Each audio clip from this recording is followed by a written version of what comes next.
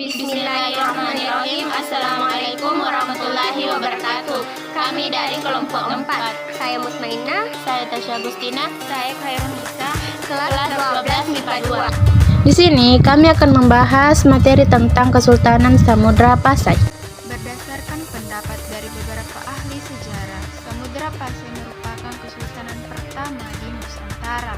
Semenanjung Malaya menjadi saksi lahirnya kerajaan-kerajaan Islam di Indonesia. Salah satunya adalah Kerajaan Samudra Pasai. Kesultanan Samudra Pasai didirikan oleh Meroe pada abad ke-13, tahun 1267.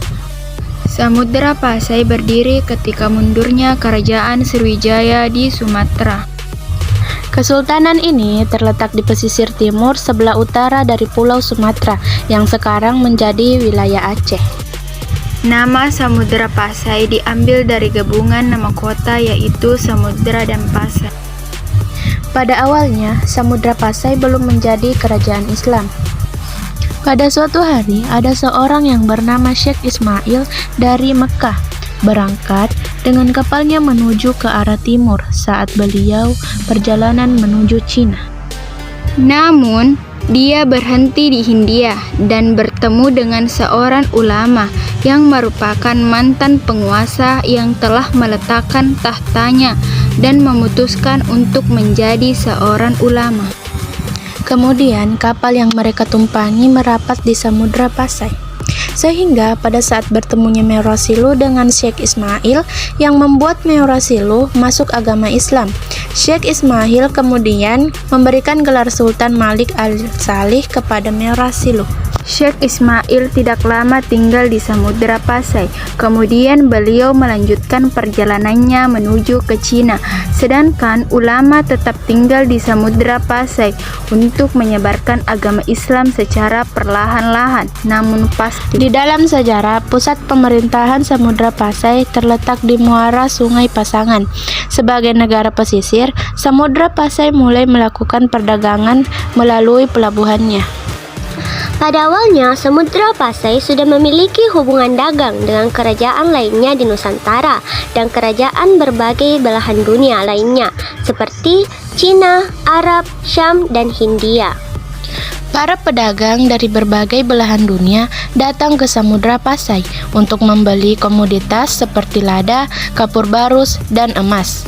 Selain meningkatkannya perdagangan, Samudra Pasai tidak melupakan unsur lainnya, yaitu unsur kekuatan militer angkatan laut. Perdagangan tidak akan berkembang jika tidak didukung dengan keamanan. Oleh karena itu, Samudra Pasai membangun angkatan lautnya dan berhasil mengendalikan perairan di sekitar Semenanjung Malaya. Selama kepemimpinannya, Sultan Malik Al-Saleh berhasil menstabilkan ekonomi dan politik.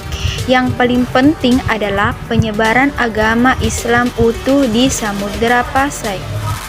Pada tahun 1292, seorang pelaut asal Venesia, Marco Polo, merapatkan kapalnya di pelabuhan Samudra Pasai.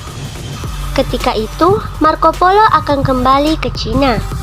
Sultan Malik dari kunjungannya ke Cina, Sultan Malik Al-Sahid menyambut kedatangan Marco Polo dengan tangan terbuka.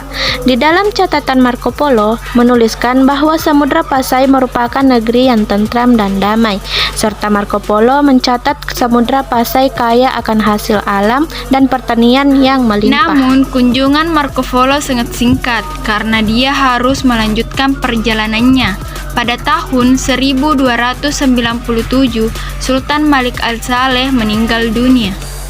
Jenazah Sultan Malik Al-Saleh dimakamkan di Gampong Samudra. Ketika Sultan Malik Al-Saleh wafat, kemudian digantikan dengan Sultan Al-Malik As-Sahir pertama atau dikenal dengan nama Sultan Muhammad pertama. Seiring meningkatnya volume perdagangan di Samudra Pasai, Sultan Muhammad pertama kemudian membuat mata uang emas sebagai alat tukar. Penggunaan mata uang emas ini untuk memudahkan transaksi antara negara dan setiap uang emas dikeluarkan tertulis nama Sultan Samudra Pasai yang sedang berkuasa. Selain perdagangan, Samudra Pasai juga menerapkan pajak pada kapal-kapal yang melintas Selat Malaka. Posisi Samudra Pasai yang merupakan perairan pelintasan dari barat ke timur memungkinkannya untuk menarik pajak dari setiap kapal yang lewat. Pada tahun 1326, Sultan Muhammad pertama tutup usia. Pada masa pemerintahannya berhasil membawa Samudra Pasai benar-benar mengendalikan perairan semenanjung Malaya. Tahta kerajaan kemudian dilanjutkan oleh Sultan Ahmad pertama. Sultan Ahmad pertama tidak memimpin begitu lama. Tahun 1330-an, Sultan Ahmad pertama meninggal dunia. Belum ditemukan catatan pasti tahun berapa meninggalnya sang sultan. Penerus tahta kesultanan dilanjutkan oleh Sultan Al-Malik Asy-Syahir kedua. Tahun dilantiknya Sultan Al-Malik Asy-Syahir kedua juga tidak diketahui dengan pasti, hanya berkisar di era 1330-an. Pada masa kepemimpinan Sultan Malik As-Syahir kedua, seorang penjelajah asal Maroko yang bernama Ibnu Battuta mendarat di pelabuhan Samudra Pasai. Kemudian Sultan Malik As-Syahir kedua menyambutnya dengan hangat. Ibnu Battuta adalah seorang penjelajah yang telah berlayar dari Maghribi hingga ke Cina. Ibnu Battuta bukanlah orang yang pertama datang ke Samudra Pasai. Pada masa-masa tersebut, para pedagang Samudra Pasai banyak yang berlayar hingga ke semenanjung Arab. Begitupun sebaliknya, informasi tentang Samudra Pasai dan jalur perairannya sangat memadai di kalangan para pedagang Arab. Ibnu Battuta menulis Samudra Pasai sebagai kerajaan Muslim berdaulat yang berada di Pulau Sumatera. Ibnu Battuta hanya beberapa minggu berkunjung di Samudra Pasai. Setelah itu beliau melanjutkan perjalanannya ke Cina. Sultan Malik pun memberikan makanan yang cukup banyak untuk kapal yang ditumpangi Ibnu Battuta. Catatan Ibnu Battuta tentang Samudra Pasai memberikan banyak petunjuk tentang keberadaan Kesultanan pertama di Nusantara ini. Tahun 1349, Sultan Al-Malik As-Syahir kedua meninggal dunia. Tahta kemudian dilanjutkan oleh Sultan Zainal Abidin pertama. Pada masa Kesultanan Abidin pertama, Samudra Pasai semakin berkembang baik dalam perdagangan maupun wilayahnya. Sultan Abidin pertama berkuasa dalam jangka waktu lama, lebih dari setengah abad. Pada masa pemerintahan Sultan Abidin pertama inilah sebuah kerajaan baru muncul di semenanjung Malaya. Kerajaan baru tersebut kelak akan dikenal dengan Kesultanan Malaka. Samudra Pasai juga sempat dipimpin oleh perempuan pada tahun 1406. Setelah mangkatnya Sultan Abidin pertama, Samudra Pasai dipegang oleh Ratu Nahrasya. Meskipun tidak begitu lazim, sebuah kesultanan dipimpin perempuan, namun Samudra Pasai tetap stabil dan perdagangannya pun tetap berkembang dengan baik. Ratu Nahrasya merupakan perempuan pertama di Nusantara yang menjadi pemimpin di sebuah kerajaan Islam.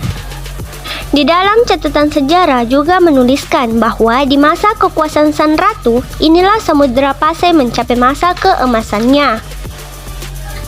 Ratu Nahrasya berkuasa sampai wafatnya pada tahun 1448. Tahta kesultanan telah dilanjutkan oleh Sultan Zainal Abidin II. Pada masa kekuasaannya, sejarah juga mencatat Samudra Pasai lambat laun mendapat kompetitornya dari Semenanjung Malaya.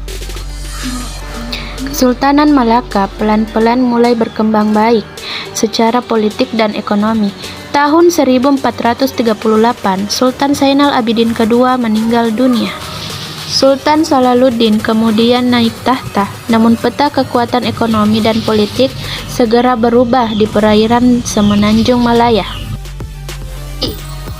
Pelabuhan Malaka semakin ramai sehingga kekuatan maritim di Semenanjung Malaya mulai bergeser ke Malaka. Surutnya kekuatan Samudra Pasai dimanfaatkan oleh Malaka ketika Sultan Muhammad Iskandar Shah memimpin Malaka. Beliau menikah salah satu putri dari Samudra Pasai. Pernikahan politik ini berhasil membuat Samudra Pasai menjadi bagian dari Kesultanan Malaka.